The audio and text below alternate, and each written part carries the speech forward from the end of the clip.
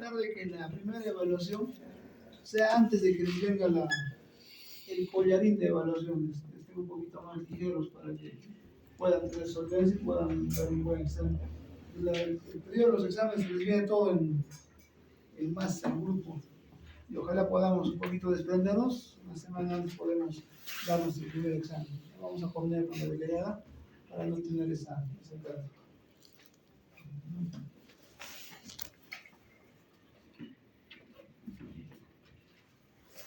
¿Cómo está pasando de nada?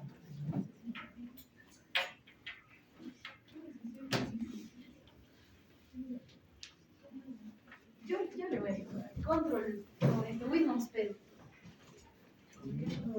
Ya voy a estar.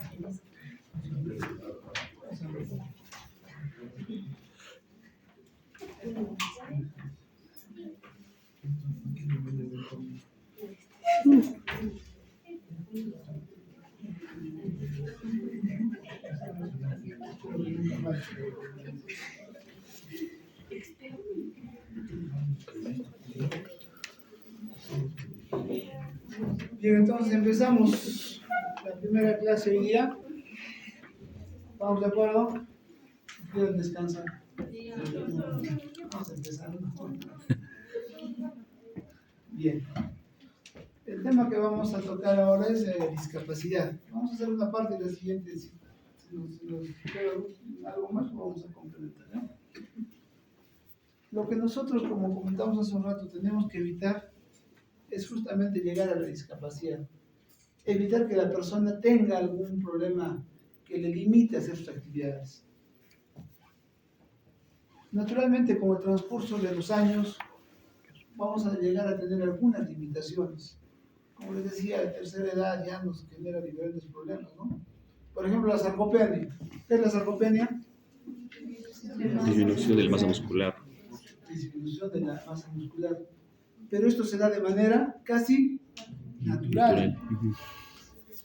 Y se da más cuando la persona deja de hacer ejercicio, actividad física. ¿Y qué genera la sarcopenia? Debilidad. ¿Qué más? Hiperpotasemia. Hiperpotasemia, que es una de los trastornos musculares, ¿no? Debilidad, limitaciones para el movimiento, para la participación, dolor. A una persona a un músculo sarcopénico le tocas, presenta dolor. ¿Por qué? Porque la masa muscular, se perdió masa muscular, y en lugar de masa muscular, el cuerpo lo rellena con grasa, ¿no?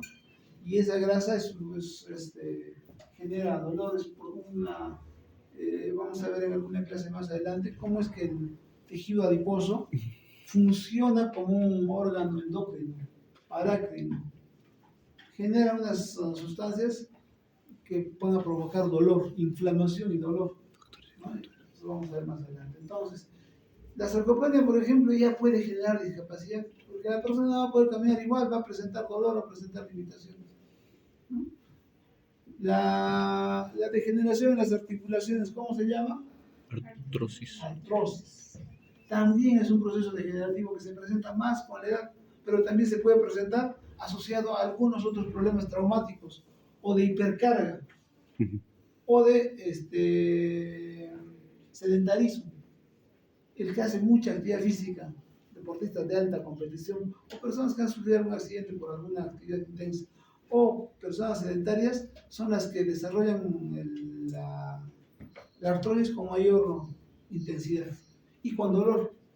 Muchos podemos tener artrosis, pero no tenemos dolor, porque la articulación naturalmente se va a degenerar, es un desgaste natural que todos tenemos. Pero en algunas personas se presenta con dolor porque ha habido algunos otros factores que también lo vamos a ver en su momento, ¿no? Entonces eso también va a generar discapacidad. Porque la persona no va a poder caminar, presenta dolor, limitaciones para sus movimientos. Entonces, hay algunas cosas que se van a dar por los años. Pero hay problemas que se pueden dar producto o como secuela de alguna otra enfermedad o de algún procedimiento inadecuado. Entonces, lo que nosotros tenemos que evitar. Para eso estudiamos, para eso nos formamos como médicos. Para eso tenemos que lograr que el niño en el parto salga bueno. no solamente salga vivo, sino salga bueno sin ningún problema. Nos deben escuchar las noticias, hace unos días salió una información de que, si no me equivoco, es en los Estados Unidos o en el Reino Unido, a un niño que salió con un trauma obstétrico. ¿A qué le llamamos trauma obstétrico? Mm, A una lesión del plexo braquial, ¿no? También se le conoce como trauma obstétrico. ¿Y qué genera esa lesión del plexo braquial? pérdida de la movilidad. Pérdida de la movilidad, disminución de fuerzas, parálisis de Duchenne o Klump, ¿no? Duchenne proximal, Klump distal o mixto, los dos. ¿Qué pasa? Un mal procedimiento, el niño, una distosia de presentación, de repente tiene la cabecita grande, o es macrosómico, o la mamá es pequeña, tiene un canal vaginal pequeño, no hay una compatibilidad, y se le hace el parto vaginal, y al momento de no salir, la persona que le atiende, sea el médico o la obstetra, le hace una maniobra, ¿no? Le jala de la axila y le provoca un traumatismo. En algunos casos fracturas nada más, que sería benevolente, pero en algunos casos daño en el plexo braquial, incluso desprendimiento de las raíces del plexo braquial. ¿Qué va a provocar? Monoplejía, parálisis de la mano. Ese niño nunca más va a mover Brazo. la mano. Y ese casito que les comento, ha logrado una reparación de $2 millones por ese daño. Y eso le está pagando el Estado, ¿no? Una reparación por ese daño, 2 millones. Ha iniciado su juicio, su proceso. Que bueno, en el Perú todavía no llegamos a eso. Pero miren la importancia de un trato adecuado, ¿no? Nuestro conocimiento va a evitar la discapacidad. Entonces, esta discapacidad le vamos a dar con el enfoque CIF. ¿Qué será el enfoque CIF? Vamos a ir involucrándonos en conceptos que ya se están desarrollando a nivel mundial. ¿Qué es el CIF? Clasificación Internacional de Funcionamiento de la... Clasificación Internacional de Funcionamiento. Ustedes han escuchado hablar del CIE-10. ¿Qué es el CIE-10? Una clasificación de las enfermedades, de las patologías. Clasificación Internacional de Enfermedades, ¿no? El CIE-10. Ahora ya salió el CIE-11, pero en el Perú todavía estamos con el CIE-10. CIE-11 salió todavía en 2018-19, se iba a implementar en 2020, pero por la pandemia se cortó, se retrasó. En algunos países ya lo han implementado. En el Perú estamos todavía con el CIE-10. CIE-11 es una versión modificada, actualizada del CIE-10, ¿no? Ojalá dentro de poco ya utilicemos en el Perú. Es el CIE-10, ¿no? Por ejemplo, a ver, alguien que me dé un código de alguna enfermedad. Hipertiroidismo. J029. ¿Qué cosa es? Faringitis. Muy bien, ya por allí podemos tener un punto. Está bien, está bien. Todas las enfermedades tienen un código. Ese es el CIE-10. El clasificador internacional de funcionamiento es algo más desarrollado. Esa es una de sus funciones, además de otras, ¿no? Una de sus funciones es la organización mejor de las enfermedades, como una de sus funciones. Otra es la parte de discapacidad. ¿Qué nos permite la clasificación internacional de funcionamiento? El codificar un diagnóstico, pero de manera más detallada. Por ejemplo, si hablamos de esguince es el 93-4, esguince de tobillo. Pero el esguince de tobillo puede ser o medial o lateral, puede ser derecha o izquierda.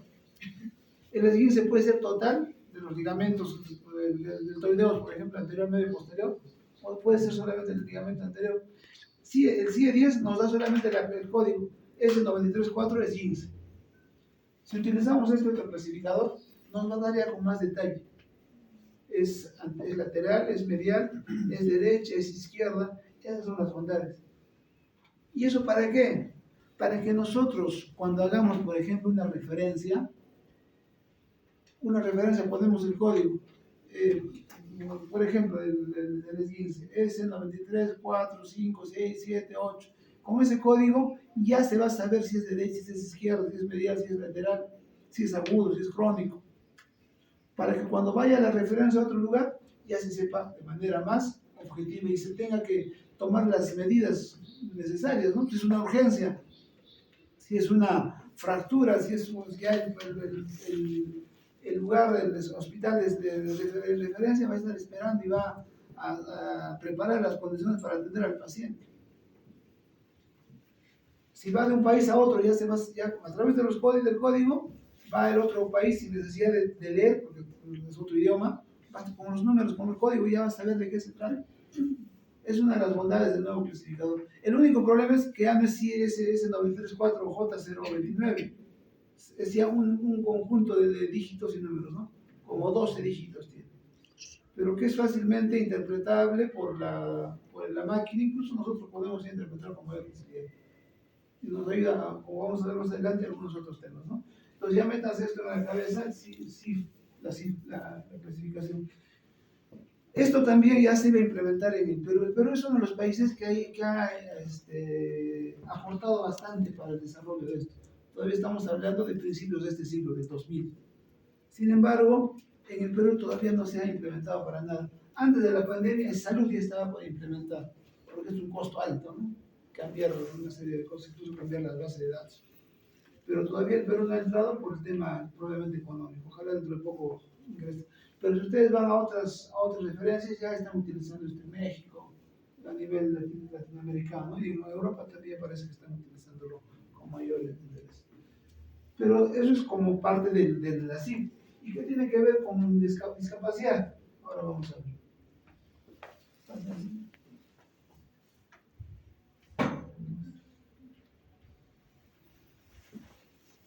El ser humano, desde su aparición, que son millones de años de evolución que tenemos como seres humanos, hemos ido atravesando diferentes etapas, ¿no? Hasta llegar al Homo sapiens, ¿no? Desde el Homo erectus, Homo de Sinovarus, hay varias etapas de Sinovanus, perdón, que se ha ido desarrollando el ser humano, hasta que ya llegó al Homo sapiens y empezó a desarrollarse, ¿no? Con sus habilidades, sus conocimientos. Pero todavía en la edad primitiva no se valoraba al ser humano. La vida del ser humano era como cualquier otro ser, ¿no? O sea, se perdía y no había ningún nivel de atención. Conforme va pasando y va desarrollando la capacidad del ser humano, va entendiendo que el dolor ajeno ya tiene que ser respetado, o al prójimo tenemos que respetarlo. Y mira, recién, más o menos medio milenio antes de Cristo, recién después de tantos millones de años, se empieza a reconocer los derechos de algunas personas, ¿no? A través del famoso cilindro de Ciro, ¿no? Está un rey persa que ya escribió mediante algunas líneas en ese cilindro algunos derechos de las personas, ya se les iba respetando algunos derechos. Ya teníamos algo de conciencia como seres humanos de que teníamos algunas leyes y normas para respetarnos mutuamente. Porque antes uno agarraba y le quitaba su casa, le quitaba sus cosas, todavía en mundos primitivos o donde había otro tipo de relaciones.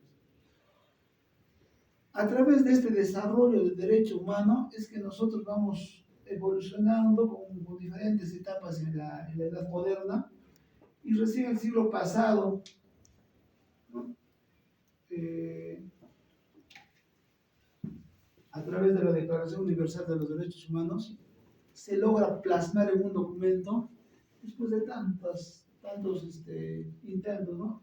La Carta Magna a nivel francés, la Petición de Derechos Humanos también en Francia, la Constitución de los Estados Unidos, la Declaración francesa de los Derechos del Hombre, los derechos y la Carta de los Derechos de los Estados Unidos, donde ya se va reconociendo varias necesidades de atención al ser humano. Ya se va describiendo qué cosas, cómo debemos respetarlos mutuamente, para que no haya abusos, no haya maltratos, ¿no? Son pues textos empíricos, textos todavía algo, si te llamamos primitivos en el tema normativo legal respecto al ser humano, ¿no? Pero ya eran aportes. Hasta que llega este documento, ¿no? La Declaración Universal de los Derechos Humanos de 1948. ¿Y a raíz de qué llega esto? ¿Posterior a qué?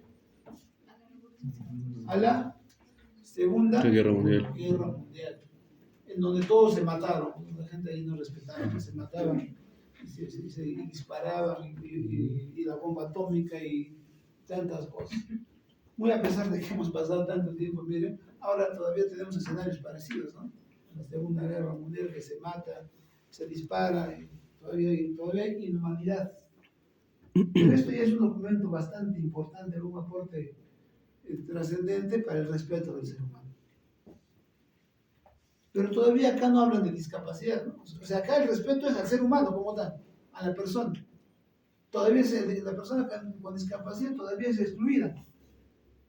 Había sociedades, había lugares en Estados Unidos, había algunas comunidades en donde a las personas con discapacidad los sacaban, los retiraban.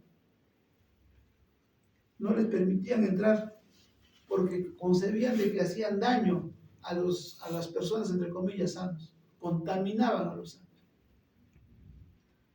En la época de los incas también hay algo de eso, ¿no? Revisaron el Situa. ¿Qué era el Situa? Era una ceremonia de limpieza más o menos de la comunidad. Y algunos escritores narran de que en esas épocas a las personas o a los niños que tenían algún tipo de discapacidad los utilizaban para pagar a la tierra, los pagos a la tierra. Todavía en esas épocas se creía que la persona con discapacidad, y más aún en los Estados Unidos, se creía que era un endemoniado, un ser negativo que traían daño para la sociedad. Entonces tenían que retirarlo, sacarlo, sacrificarlo, ¿no?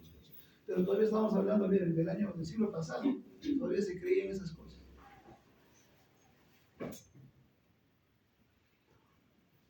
Entonces, a través de la Declaración Universal de los Derechos Humanos es que ya entendemos la necesidad que hay de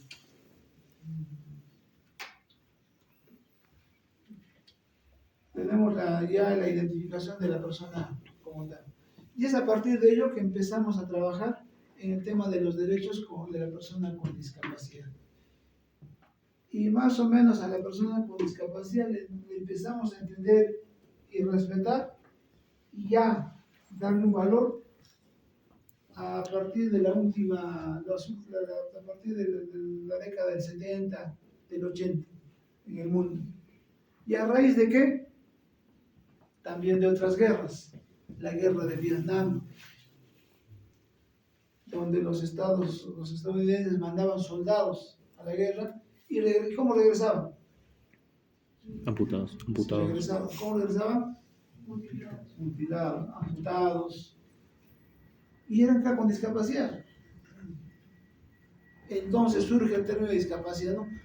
Esas personas no se han hecho daño porque han querido, sino porque han ido a una guerra y regresaban con derechos, ¿no? Los veteranos de la guerra, ellos incluso se les llaman hasta ahora, ¿no? Entonces ya se les tenía que dar otro trato, y es allí que empieza el término de discapacidad. Miren, ¿cuánto tiempo ha tenido que pasar? Reconocer al ser humano y luego de muchos años reconocer a la persona con discapacidad. Y creen que personas con discapacidad han habido recién desde hace 10, 20, 50 años, 100 años, o a partir de 500 de la era de Ciro, o antes ya habían personas con discapacidad. Antes. Siempre ha habido personas con discapacidad, siempre han nacido niños con problemas. O personas que como por algún accidente han perdido alguna parte de su cuerpo, algún segmento corporal, y quedaban con alguna secuela, o perdían la vista, o perdían el oído. Pero las culturas, las tradiciones, el concepto era de que eran personas, seres negativos, con la religión, ¿no? Que probablemente sean endemoniados y los sacaban. Pues miren que recién desde esa época, estamos hablando de 1970, 1980, que aparece el término de discapacidad reconocido y realmente atención a esas personas con discapacidad, y a raíz de las guerras, ¿no? En el Perú, la ley de la persona con discapacidad sale recién en el 2013. ¿Hace cuántos años? 7 o 6, 12, 13 años. Miren, en el Perú recién hace 3 años sale la ley de la persona con discapacidad. Después de tanto. Y todavía no lo hemos implementado en su real dimensión. Todavía hay limitaciones.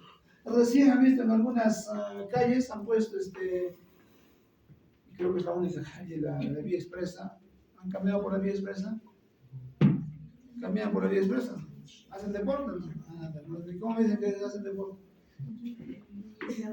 Han visto en las veredas, hay unos adornitos con bolitas, por ahí, las rosetas tienen una Para psicología. discapacitados Hay una visuales. psicología para personas con discapacidad Visuales. visual. Los semáforos, los postes de los semáforos tienen unos botones que van malogrando y funcionan para que se detengan y pueda pasar una persona con silla de ruedas. Recién miren cuántos años después se está implementando. Es una calle y las demás calles. Recién en algunos sitios han puesto rampas, ¿verdad? ¿Han visto que hay rampas?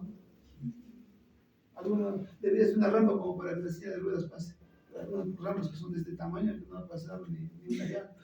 O algunas rampas que son bien elevadas que no va a poder subir la persona con discapacidad. Y eso no solamente pasa en las calles, ¿no?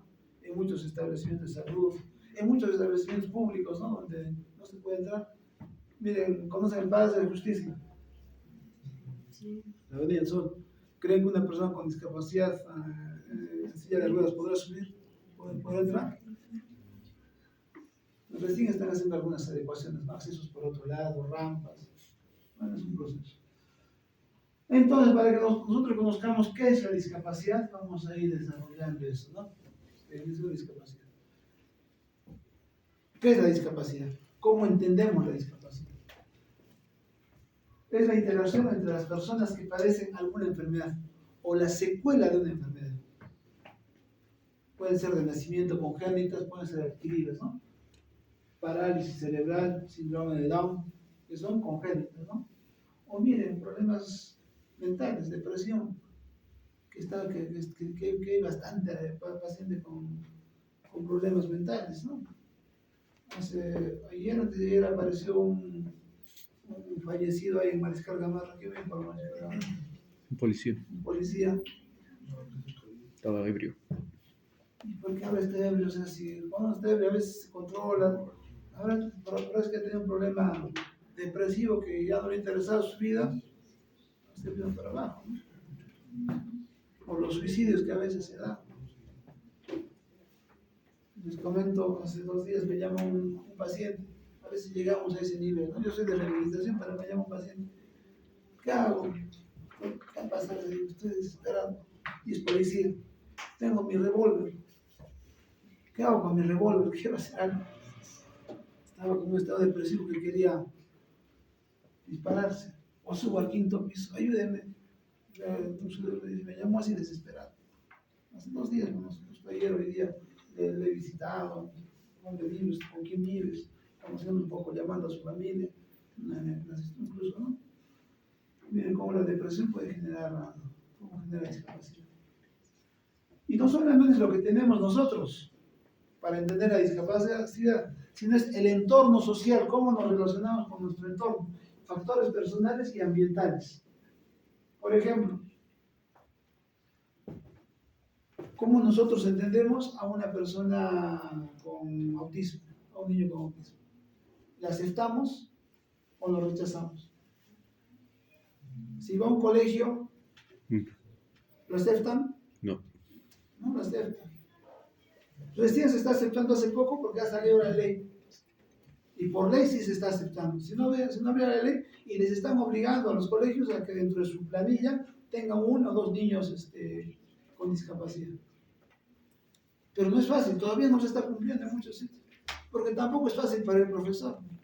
Tiene 20 alumnos, 25 alumnos, 30 alumnos, y encima un niño que está dando vueltas, que está caminando, que está inquieto, que agarra la carpeta, jala a los amigos. No entendemos todavía la dimensión. No solamente es la ley que acepta, sino también darle el acompañamiento. Entonces, el entendimiento, ¿no? Que podamos tener nosotros. No solamente son las actitudes de la profesora, el profesor del colegio, sino es del mismo Estado. El Estado está entendiendo la necesidad de que este niño lo tengamos que atender o todavía no. Todavía no tenemos esas condiciones, nos falta. Pero por eso digo, no solamente es lo que tiene la persona, sino cómo su entorno actúa.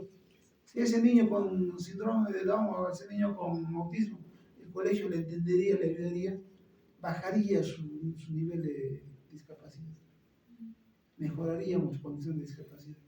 Y ese niño se podría formar adecuadamente. Problemas de transporte, edificios públicos, accesibilidad, el transporte. Hay una ley que también lo vamos a ver, la 29973, que es la para la vida de la persona con discapacidad, en donde indica que a las personas con discapacidad severa se les debe dar un trato especial. Incluso no se les debe cobrar pasaje urbano, exonerados de pasaje urbano, se van con su carnet amarillo. Hay dos carnets, ¿no? El celeste y el amarillo. El amarillo es para personas con discapacidad severa, parálisis cerebral infantil, un parapléjico, ¿no? Un paciente con ceguera bilateral. Se considera en nuestro país, venga una persona con muletas que hace el transporte público, ya ni para, ¿no? Se pasa. Menos pues le va a exonerar su pago, menos le va a dar facilidades. Y los medios de transporte todavía no tienen condiciones para una silla de ruedas. O en alguna combi, algún carro podría subir una silla de ruedas. Es imposible en nuestro medio. La persona con silla de ruedas tiene que ir en taxi, no hay otra forma, o en su carro propio. En algunas sociedades, en Lima, ya hemos visto que hay medios de transporte para ellos, ¿no? Por ejemplo, el metro, el metropolitano, Sí, tiene. o el tren, los trenes, También ya tiene. tienen, ¿no? Tienen Sí. el Rampas. acceso es al nivel de la persona. Es por eso. No tiene ni escaleras. Al acceso para que pueda la silla de ruedas pasar. Y dentro de los vehículos hay espacios, ¿no? Para las sillas de ruedas, incluso unas correas.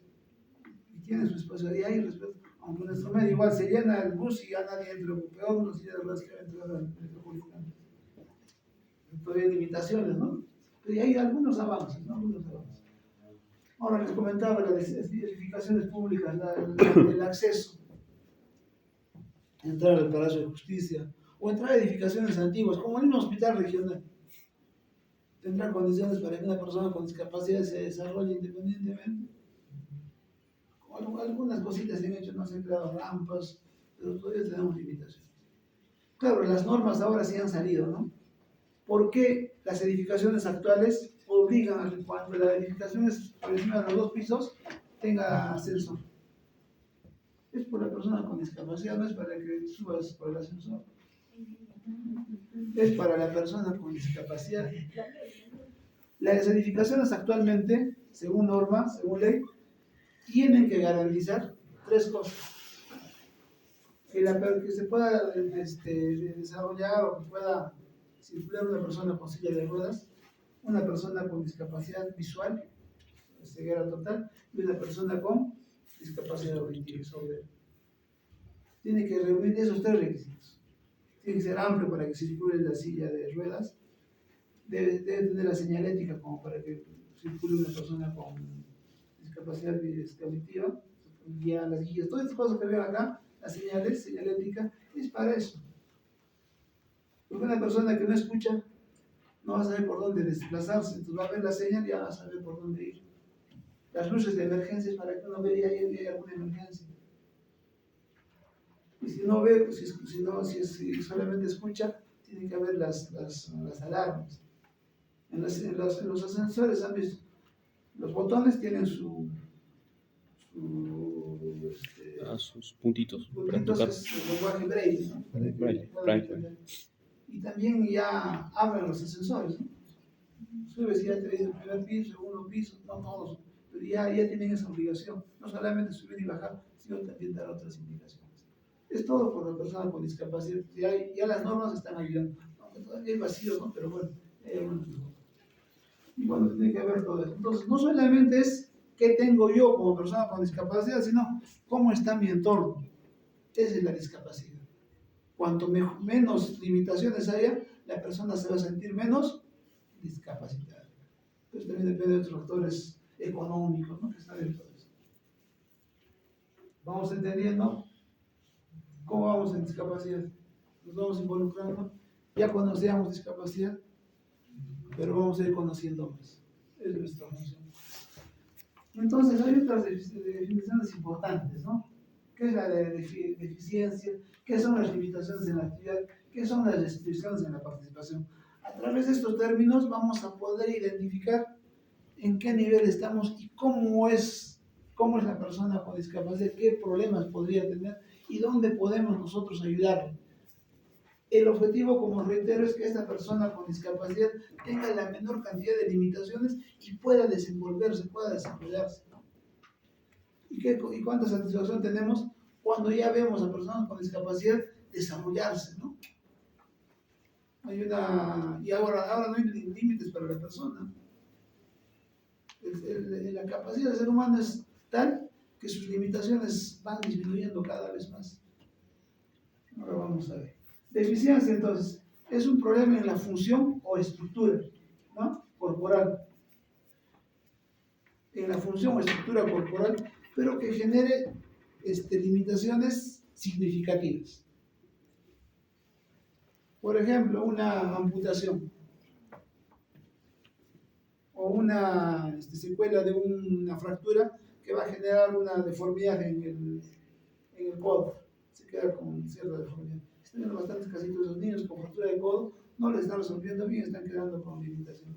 Ese niño podrá hacer deporte adecuado, podrá desarrollarse de manera completa y ya va a tener una limitación. Entonces esa es la deficiencia, un problema en la función o estructura. Limitaciones en la actividad, dificultades que un individuo puede tener en el desempeño o realización de actividades básicas. ¿Cuáles son las actividades básicas? Comer, vestirse, y peinarse. peinarse, la higiene, ir al baño, hacer sus cosas, ¿no? Esas tres son las actividades básicas. Entonces son las limitaciones de la actividad. Si una persona tiene algún problema, ya estamos encajando más en discapacidad. Y restricciones en la participación. Problemas que un individuo puede experimentar al involucrarse en situaciones vitales. ¿Cuáles son las situaciones vitales? Relacionarse con otras personas, conversar, jugar, ir al banco, ir a la iglesia, que son un poco mayores. Esas son las relaciones vitales de la persona. Las relaciones que tiene con otros, ¿no? El caminar, el correr, el saltar, ellas son actividades un poquito más desarrolladas. Entonces, estas definiciones nos van a ayudar a identificar la discapacidad en el entorno del CIF. Entonces, la discapacidad es un término genérico, ¿no? Que abarca lo que habíamos hablado sobre deficiencias, limitaciones de la actividad y restricciones en la participación. Esas tres cosas abarca la discapacidad. Para que haya discapacidad, tiene que presentarse esos tres elementos. No solamente puedo yo tener hipertensión, puedo tener diabetes, pero me generará alguna limitación para hacer mis actividades básicas, comer, vestirme, hacer mi higiene. ¿Me limitará a ir a donde mis amigos, caminar, conversar, hacer algo de deporte?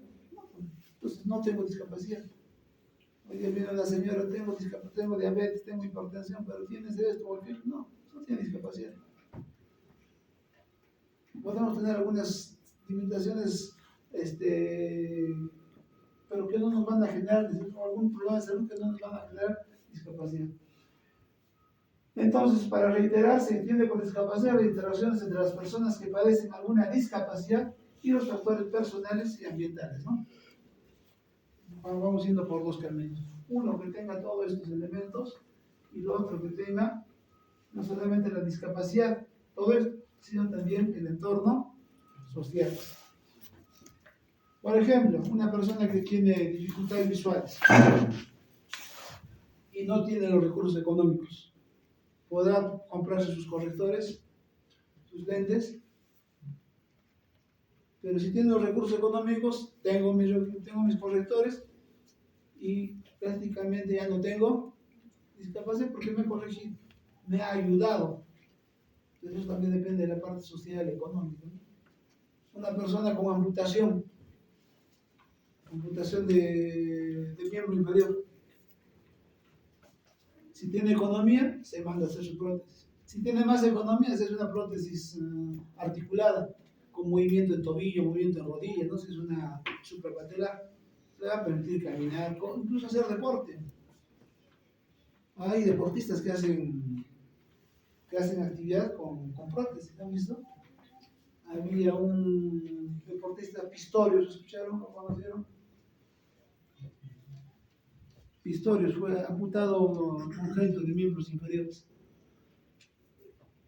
Le colocaron unas prótesis y estaba tan adaptado y tan preparado que ha competido con deportistas de talla mundial, corredores de velocidad, de olimpiadas, y les ha ganado con unas prótesis especiales, ¿no? Prótesis con una palanca en la base muy larga que les permite correr, y ha corrido más rápido que el mayor deportista más veloz de olimpiadas. El único problema es que se enamoró, la golpeó, incluso la iba a matar a su novia, estuvo encarcelado hace una semana, creo que le dieron libertad. Sudafricano. Sudafricano, ¿verdad? Creo que es sudafricano, Pistorius. Ahora con su prótesis, cada vez que salía de la carrera con su terno, no se nota que tiene una prótesis. Claro, no es de correr, es otra prótesis, se cambia, se quita una y se pone otra prótesis. Ahora las prótesis hay de todo tipo, para todos los costos. Claro, una prótesis para correr es de carbono, ¿cómo es? Fibra de carbono, que te cuesta pues $50,000, $40,000. Aquel padre podrá comprarse eso para correr. Un carro, ¿no? Un carro.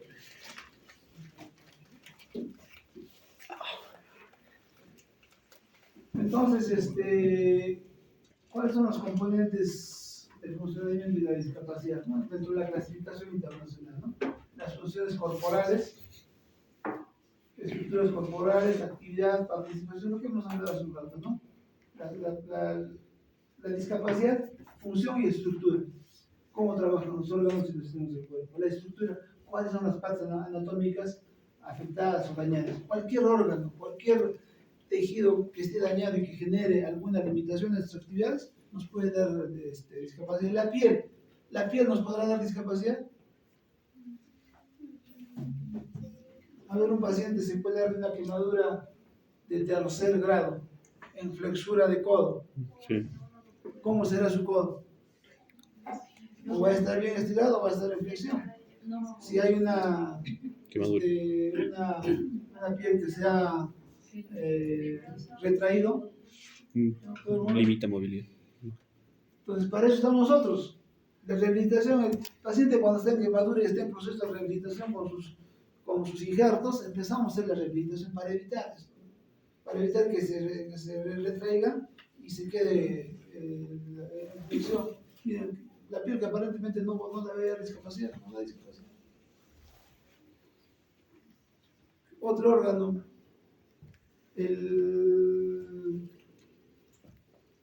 bueno, son los externos que tienen mucha mayor habilidad para generar discapacidad, ¿no? Cualquier otro órgano también nos puede dar discapacidad. La base del piso pélvico, para el caso de los varones o las mujeres en el momento de la micción, nos va a dar discapacidad si, por ejemplo, no podemos contener la orina. Nos va a dar discapacidad, no nos va a dejar trabajar. Vamos a tener que andar con sonda o buscar otro medio para poder controlar. ¿No? Nos genera siempre alguna limitación. La parte mental, ¿no? La depresión nos permitirá trabajar, estudiar. Si es un operario, por ejemplo, de maquinaria pesada, o es un aviador, deprimido podrá conducir. Ni medicar, ¿no? Claro, si lo medicas a un piloto de avión, lo vas a sedar y quedó trauma. Entonces miren que todos esos órganos nos pueden dar discapacidad, ¿no? Y ya bueno, hablamos de la actividad y la participación, ¿no? Como parte de las actividades básicas, ¿no? Comer, vestirnos y nuestra higiene. Y la participación, las relaciones que tenemos, ¿no? Ir al mercado, comprar, o conversar con otro amigo, o ir a hacer nuestras clases, estudiar.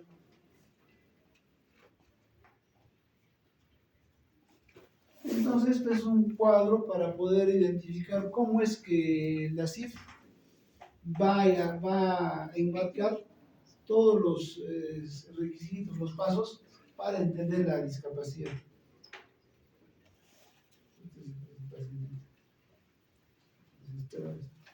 Para con eso terminamos y la siguiente continuamos. ¿Ya? Entonces, de la clasificación internacional de funcionamiento, para que les quede como idea, la siguiente clase ampliamos, ya no habla de enfermedad, habla de condición de salud. Ya no hablamos de enfermedad. Y quienes están adoptando esto con mayor fuerza son las sociedades de las personas con autismo. El autismo ya no se le llama enfermedad, ahora se le está llamando condición de salud.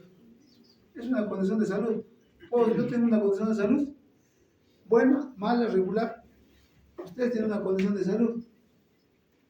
Ya no decimos está enfermo, sino es una condición de salud. Miren cómo cambia la visión que tenemos sobre una persona con algún problema de salud. Tiene la enfermedad X, pero si le dices tiene la condición de salud, cambia incluso el entendimiento, ¿no? de la persona. A este nivel, ¿qué podemos hacer? La parte que les hablaba, prevención, rehabilitación, la primera etapa, ¿no? Y tratamiento oportuno. Y para que se defina discapacidad, tenemos que tener estos tres elementos. Uno, la definición de lo que íbamos a hablar. Tiene que haber un problema en la función o estructura. Dos, limitaciones en la actividad. No podemos comer, no podemos vestirnos, o no podemos ir a hacer nuestra higiene. Hay personas con retardo mental moderado, severo, que no pueden vestirse, no se visten de cualquier forma. Le tiene que decir el papá, la mamá o el hermano, ¿sabes qué? Te has puesto la chompa de flor, o te has puesto un zapato volteado, o te has puesto zapatos de diferentes colores. Le tienen que enseñar. ¿No? O no te has peinado, pacientes con esquizofrenia, se peinan, se bañan, si no se desorienta, se les dice, no, pueden vivir como animalitos, no tienen interés. Y finalmente participación, restricciones a la participación. Persona que ya se aísla, se va a un lado, no quiere conversar con otras personas, no va a la tienda y no sabe comprar, o se hace engañar, no conoce dinero. Donde están bien esos tres elementos, ¿no? Y factores personales y factores ambientales que habíamos hablado. Todo esto confluye para llegar a la discapacidad. Bueno, allí que les quede como idea, la siguiente clase un poco más ampliamos, que seguramente van a venir más compañeros para ampliar un poquito más. ¿Alguna pregunta? ¿Algún comentario? Respecto a las rotaciones. Ya, vamos a... Primero quiero que se defina, en la lista me mandan 44, creo, ¿no? No creo que se debe ser un poco, de lo mejor en el otro grupo todavía se están... No sé por qué quieren hacer la mayoría conmigo. Muy buenas notas, creo que se defina esta semana.